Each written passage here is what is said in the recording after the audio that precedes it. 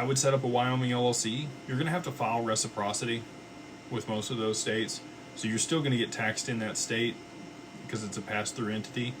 But you're going to get all the other benefits, the anonymity. If you filed an LLC in either one of those states, you're not going to get any anonymity. You're not going to get the benefit of the regulations around digital assets.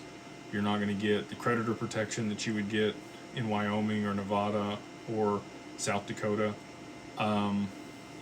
It's just not as robust there. So anyway, there's a lot of reasons we establish most of the entities that we set up for people, if they are domestic to the U.S., in Wyoming. We'll do international stuff as well. We can do British Virgin Islands, we can do Caymans, we can do Bermuda, we can do Jordan, we can do Portugal, we can do Dubai, we can do Switzerland.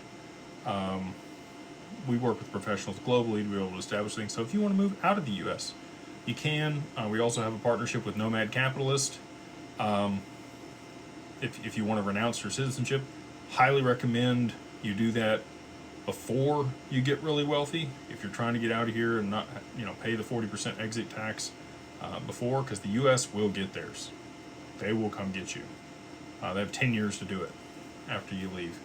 So, and it does take like at least 12 months most of the time to renounce your U.S. citizenship.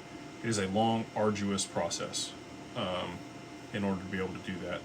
Most other jurisdictions are residency-based taxes, so like the UK and Australia, anything under the crown, you're going to be taxed while you're living there. If you move away, there's some pretty strict guidelines about how much time you can spend in the country, otherwise you're going to be taxed there again.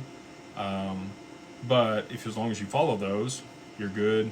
Also learned a lot about Panama last night, talking to the gentleman that was at dinner with me and shot the movie, or the TV series, whatever it's going to be.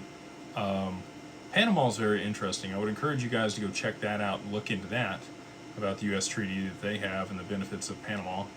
And then also Puerto Rico. A lot of people have exploited Puerto Rico at this point. The infrastructure is not so great there either, so if you can't afford your own water and like geothermal energy or a backup generator, when a hurricane hits, you go weeks without electricity or water. So that's not fun. And you do have to stay there at least 6 months and a day out of the year in order to get the tax benefit in Puerto Rico. And you also don't get to vote because it's a U.S. territory if you're living there. So for some people that's worth it. For a lot of people it's not. But it is, flat income tax of 4%, no capital gains. And that's why you've seen a ton of